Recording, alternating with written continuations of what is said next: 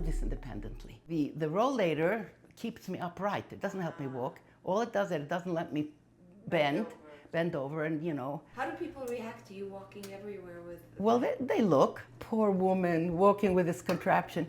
And the sadder they look, the bigger my smile becomes. By the time we pass each other, we wave. You know? This is Gita. Hi, how's everybody? We are going to make Rakat krumpli. Rakat The krumpli. English translation of it is packed potatoes. But it's much more than packed potatoes. It's not potatoes in a brown bag. It's delicious potatoes baked in an oven with a lot of dairy goodies. How often do you cook? Me cook? I can't divulge everything. But I'll be very honest. For myself, I never cook, except I make sure I have food for Shabbos. Most of it is cooked by me. I'll buy some, just, you know, some additions. But I'm not a meat eater. I don't like meat. So I don't cook too much. You're home alone? I'm home alone, yes. And but you and me, if I dare, I have peanut butter and challah instead of children. Wow, you make the whole Seder by yourself? By myself, yes. Is yes. that sad? It's sad, but not because it's sad. It's sad because my husband is not here with me. Yeah. But I read and I realized the difference between loneliness and solitude.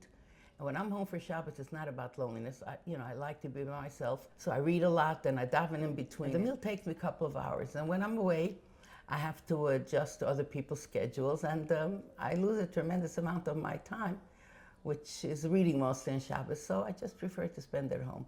But my family comes, my children come at all hours, at all times. I'm alone, but I'm not lonely. When it comes to sitting down by the meal alone, that's still very hard for me to live with. But I made it do. Did you think of remarrying? Sorry. Absolutely never. Never? No. Why no. not? Because, truthfully, if I'm being very honest, in fairness to the person I would marry, because I would compare everybody to who my husband was, and it wouldn't do them justice. No. So it would not work. No. There's no way. My husband just said something so phenomenal when I discussed it with him. We talked about his illness and his unfortunate demise. I asked him, what am I going to do here without you? So he said, what do you mean, you'll remarry? I says, no, never after Mr. Katz. So he said, well, why not? I said, because I can't imagine living with anybody else. He says, listen, he says, I want to tell you something. I don't know if you'll want to remarry, but if you do, please remarry a rich man, because I want him to give you everything that I wasn't able to give you. Wow. And there wasn't a single thing that I ever wanted from day one that I was married to him that I didn't have. So that was really not a correct statement at all. Wow, he loved But you to yeah, pieces. he was the gentlest, bestest, good-hearted soul. Yeah. Can we take a look around at the house you shared with him? How many years did you share this We home? were married for 47 years. Wow. Let's take a look. It's beautiful, and it's a beautiful day. This is your china closet. in Yes. Sridham Shan. Which is almost empty. I gave all my stuff to my children, 90% of really? it. Just left enough silver or glass that I need to celebrate Shabbos and Yom Tov. This is my siblings at one of my son's wedding. That's my father and my father-in-law. Lower down is my grandfather, which was my mother's father. He survived the war, and he came to America a little later than all of us. And he was the sweetest old man, and he had a fabulous relationship with us, and we loved him to pieces. He was almost the only grandfather in Williamsburg. He died very suddenly in 1 minute when he was 81 years old. He was not an old man. And he was a very, very beloved person, so all my children had a great-grandfather. Do you sit out here a lot? Yeah, sure, absolutely. Shabbos morning, I first have a coffee here, of course, when the weather permitting. And then I look around a little bit, you know, Yentetzing, watching all the beautiful children and clothing. Oh, I love it. And all the men who go to shul late. Do you know who is like a late sleeper? I don't know that. I'm not interested. I don't want to know Lashon Hara even in my head.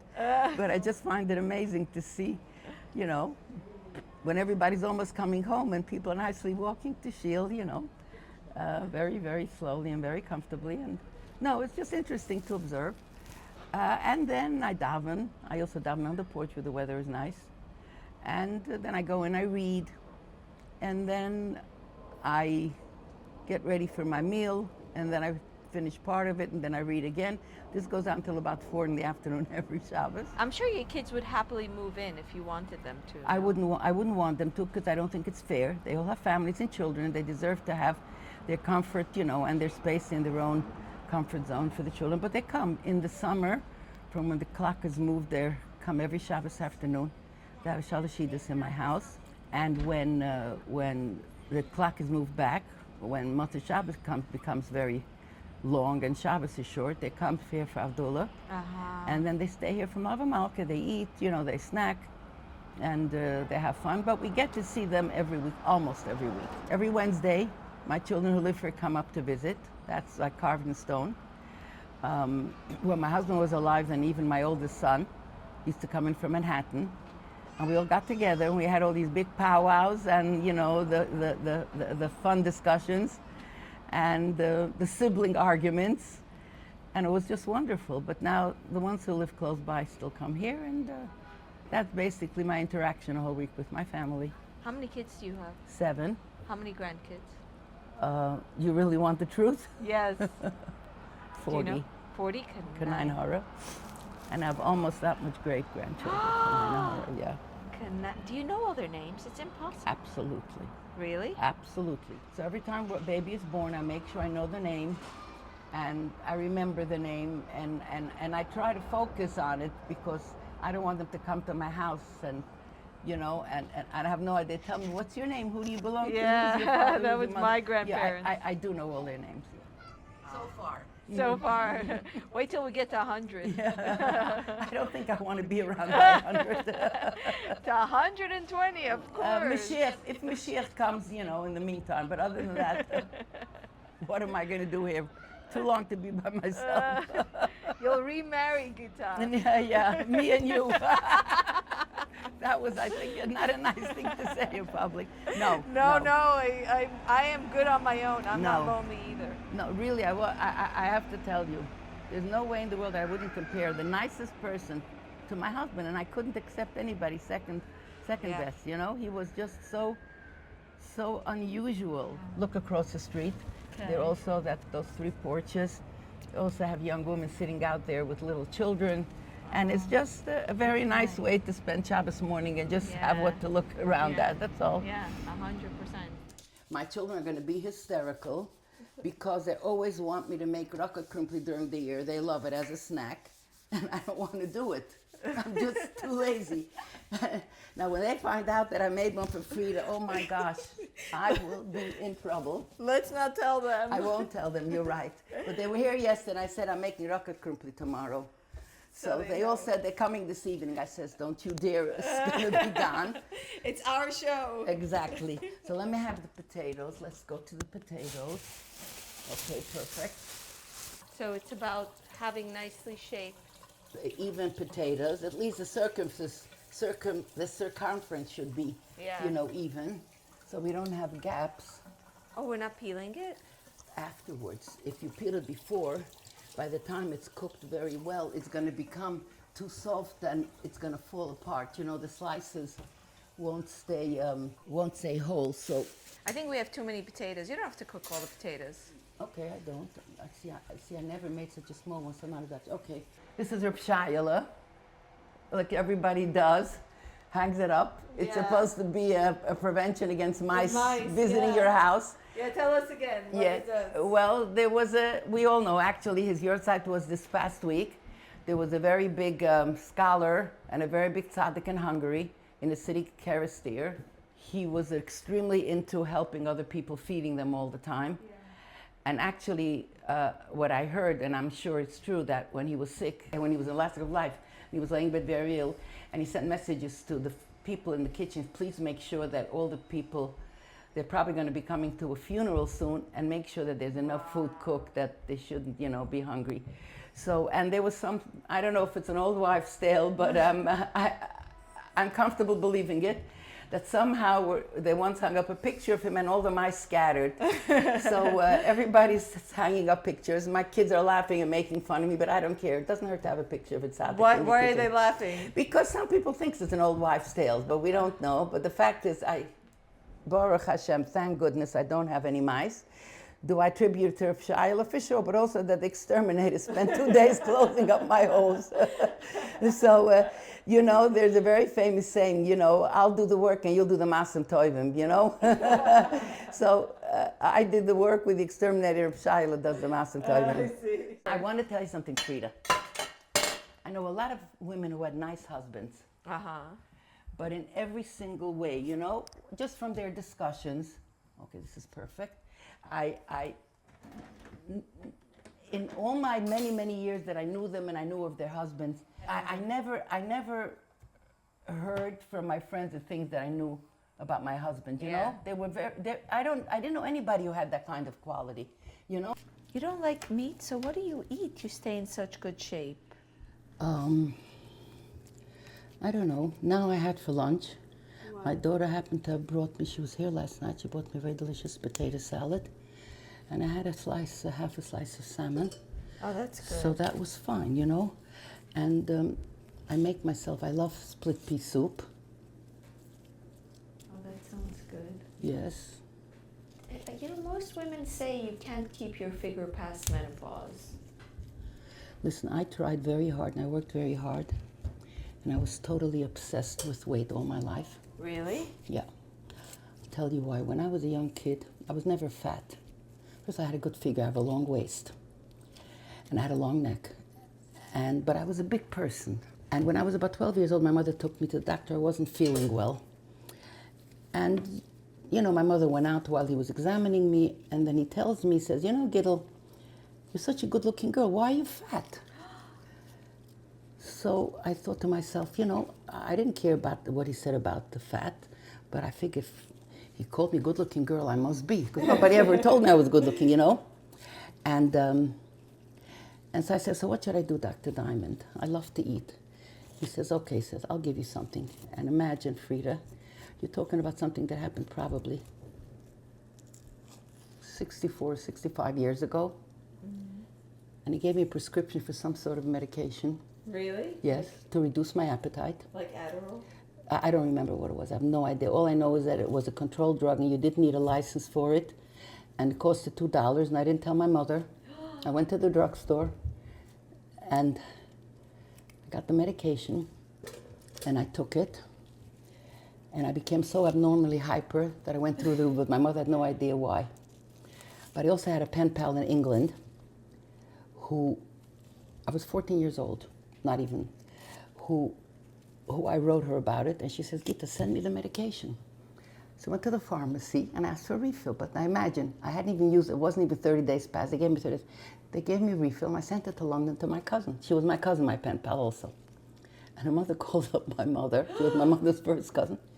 She says, what did Gita send to my daughter, Chai? So my mother says, I have no idea what you're talking about. Yes, Gita sent some medication, my daughter's off the wall. So then the stimulants! Absolutely. And then I had to tell my mother the truth. And my mother said she's going to call up Dr. Diamond. I says, don't you dare. He didn't tell me not to tell you. And I says, anyway, to make a long story short, of course, my mother threw into the garbage. That was the end of my story. But up until this day, I always struggled. Wow. I always wanted to be skinny, and I was skinny most of my life. But there were two things that I struggled with. When I was skinny, I starved. And every time I ate something which I shouldn't have, I had such guilt that I didn't enjoy my food ever. Yeah. And it kept me back from socializing. Yeah. You know, because if I went someplace and there was delicious food, you know, I remember I was a class hostess for Biker Cholim party in Puppe for many years. They had this beautiful party the first day, Slichas, you know, and I was my class's host, and I had to go there and not touch a morsel of, and everything was dairy. There were delicious cheesecakes and blintzes and everything. And so most of the time I looked for an excuse not to go because I knew that self-control was going to be so much difficult for me. And at the end of the day, I always felt, imagine, I missed out on such good, delicious food. You know, so this was a struggle all my life. At one point, I developed terrible pain in my whole body. It's called fibromyalgia. Yeah. It's an autoimmune disease, and there's really almost no cure for it. And I was suffering tremendously, and the doctor gave me prednisone, which is a steroid.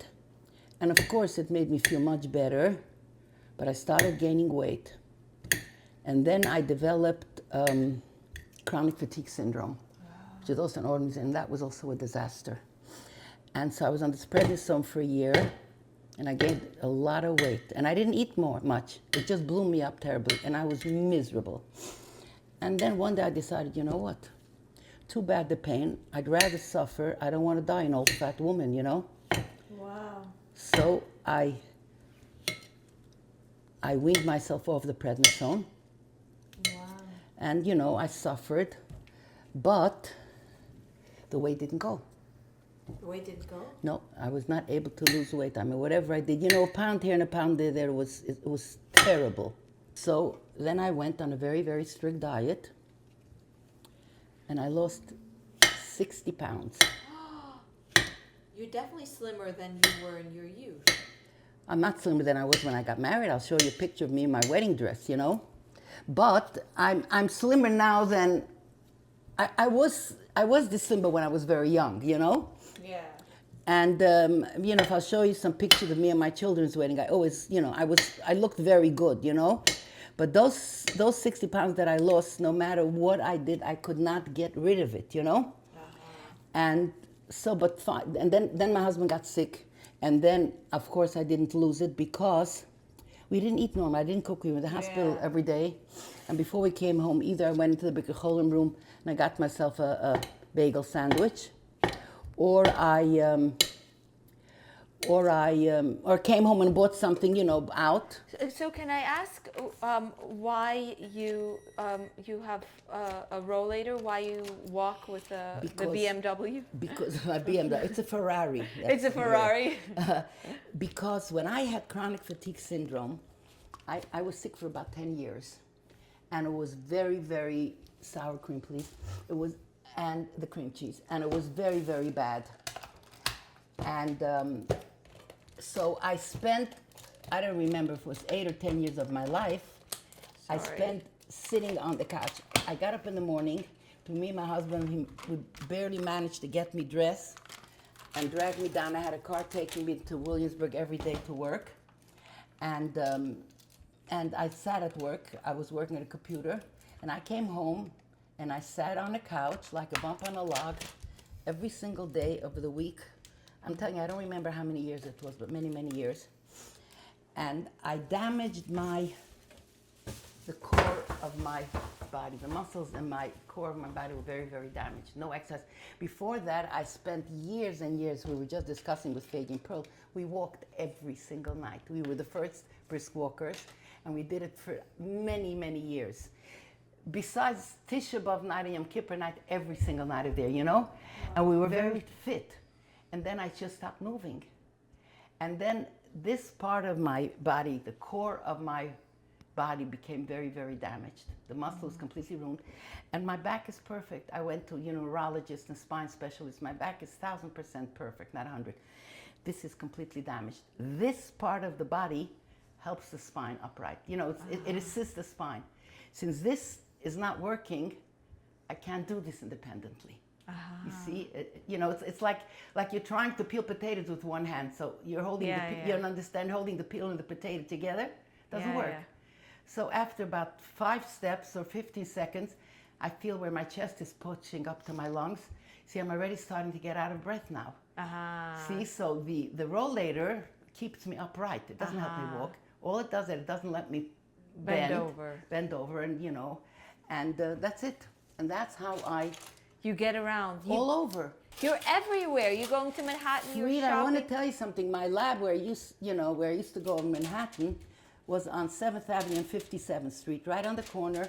There was a train station with an elevator, and so at the corner, I got into the elevator. When the weather was nice, I would start walking on the corner of 7th Avenue and 57th, and I would walk till the next station and the next station and the next station. And as long as I was able to walk and the weather was nice, I would walk, and I would sometimes walk 20, 22, 24 blocks. I remember recently, I happened to have been there. With my rollator, of course, only with my rollator. I would walk, I I would walk, and by each station, I said, no, I can go further. And I went from 57th and 7th to 10th and 7th, talking about 47 blocks, Frida. How do people react to you walking everywhere with? Well, they look, but I want to tell you something. I try very hard. That people sometimes have this very sad look. Poor, you know, I look okay, I'm dressed okay, you know. Poor woman walking with this contraption. And the sadder they look, the bigger my smile becomes. By the time we pass each other, we wave. You know? It becomes, okay, now what I need is this. I don't remember if it was cottage cheese or not.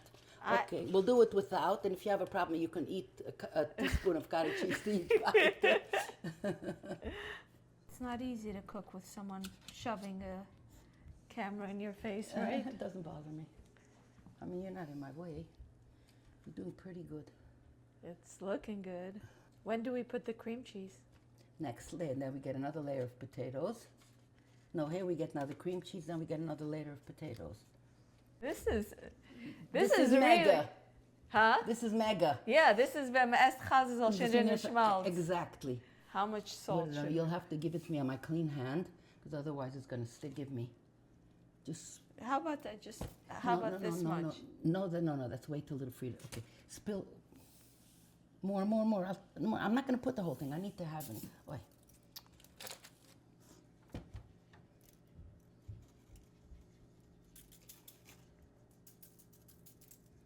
What about spices? I'm going to put a little white pepper. Okay. Now what we're going to do is lift this up, okay? Oh, no, you see? Brilliant. Kidneys! There was somebody in jail once, very, very stupid man, and once he said something very smart. They asked him, how did you know that? He says, kidneys. Okay, let me take it to the... Get No. out.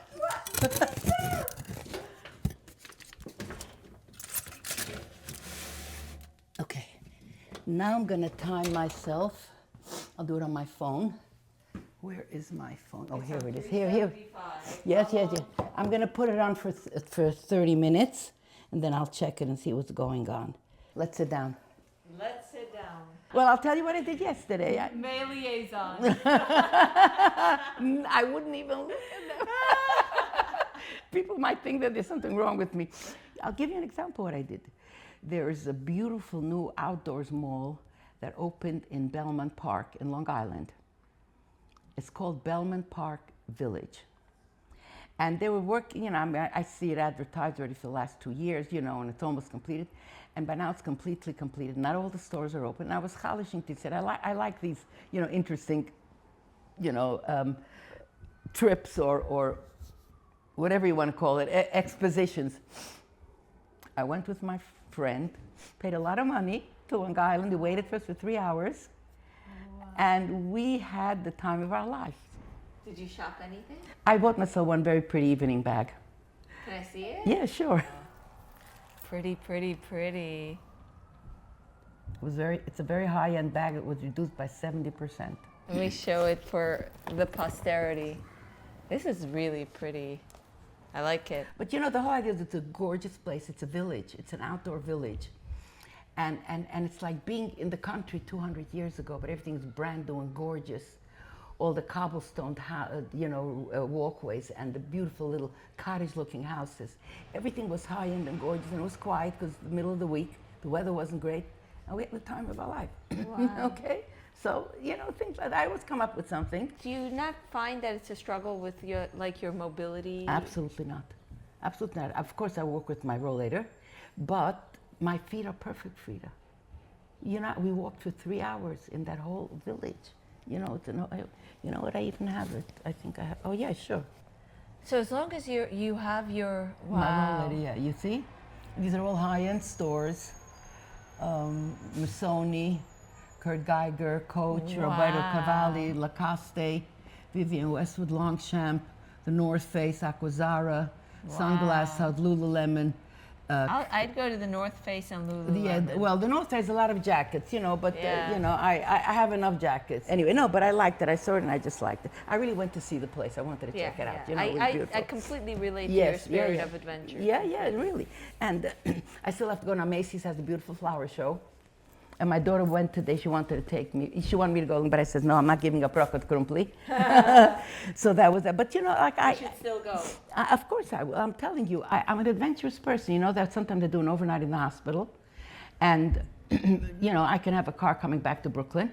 Sometimes I just stay there till 10 instead of leaving at 7:30, 8. And I go to Manhattan. I spend a day in Manhattan. I go to a museum. I go to Bryant Park. I sit there and I read. Then they have, before the holidays, they have all these beautiful booths, these artists, you know, and they have one in Grand Central, they have one in Bryant Park, and they have one in Union Square East, you know? And I gallivant. Wow. Who's your husband? Let's take Well, my husband was such a fan. He let me do whatever I wanted. If it makes you happy, he says, go. You ready? I'm ready. Okay. Let's see what it looks like. Perfecto. Oh, Gorgeous. Oh, gorgeous. I think we have to make a shechiuni. Yeah. Cancel. Okay. How do we get it out? I'll get it out. Don't worry Okay, about it. let I'm me- going to give you a tray. We made a lot, I have to say. Good.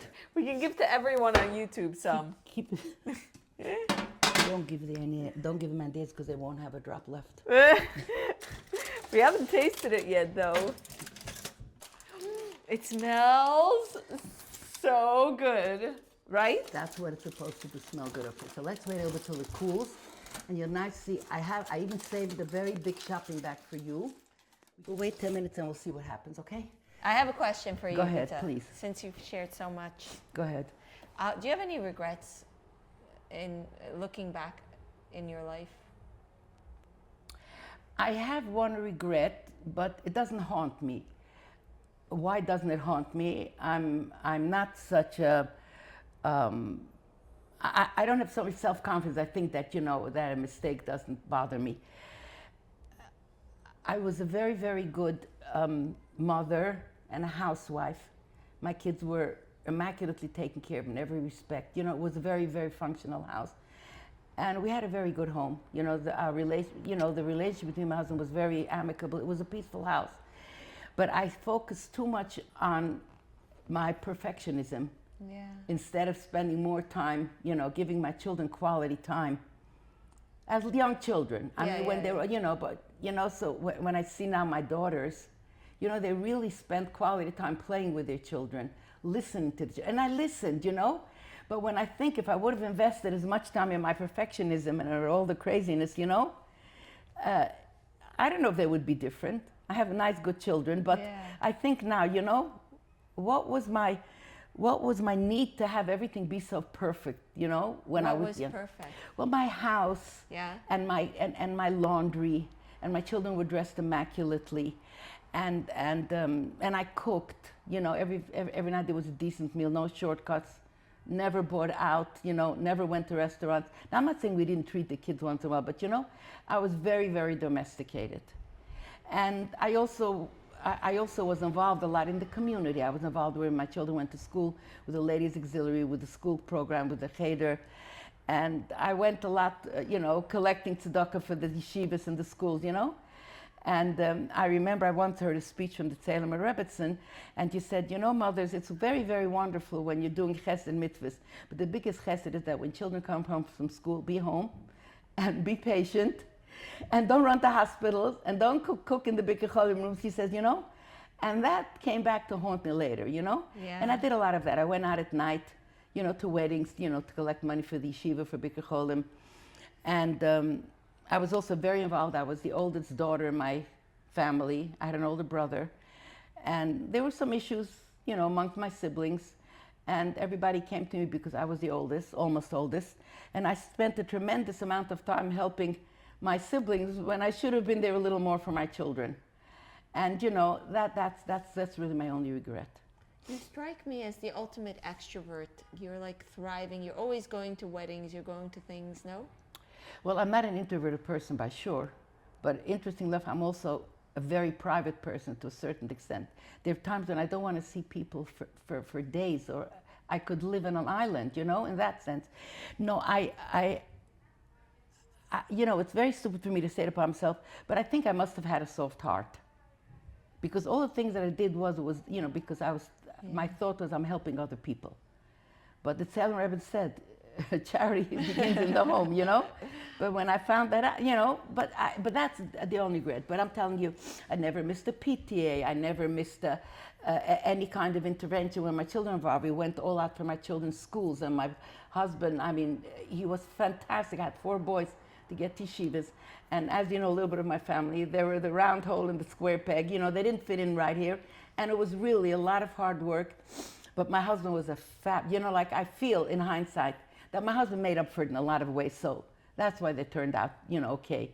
And, but other than that, I was very good to my parents, only because I felt sorry for my mother, My mother had 9 or 11 children. My mother was also very, very domesticated.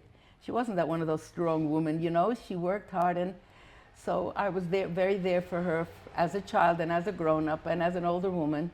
And so I know that I didn't tune in enough to my children for selfish reasons, So like you did great, Gita. No, what I'm trying to say that I don't feel guilty in a way that what did I do that I could have I utilized my time. I see what you mean. You gave to others. I gave to others, and I don't regret that. Yeah.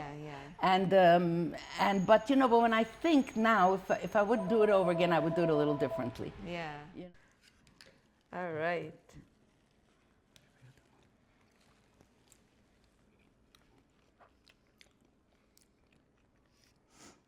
Oh my God. Oh my God is right. It's good. It is really good. Yeah. I think one thing next time when you're going to do it, make the slices a little thinner with the potatoes. I think, yes, that you should feel that, not the potato is the main ingredient, that, the eggs are also, as prominent as the potatoes in the whole thing. This is the first time I have it with a cheese, and I really like the cheese. Yes, well, it's a different feeling and taste. Mm-hmm. My mother put breadcrumbs on top. As soon as you took it out of the oven, or when you served it? Before. She put a layer of okay. breadcrumbs and... Well, that also looks like a nice finish. Mm-hmm. I do that when I make, a noodle kugel or... Exactly, that was the idea. It's good. This was the best and the funnest. I did not tell Pearl and Peggy.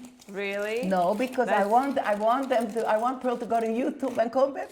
Okay, let's not tell them. I'm not telling them. Let's not tell them until they get a rocket crumbly surprise. Yeah, and she said, "Yeah, you didn't tell me about it. We talk every day almost, and you didn't tell me about it."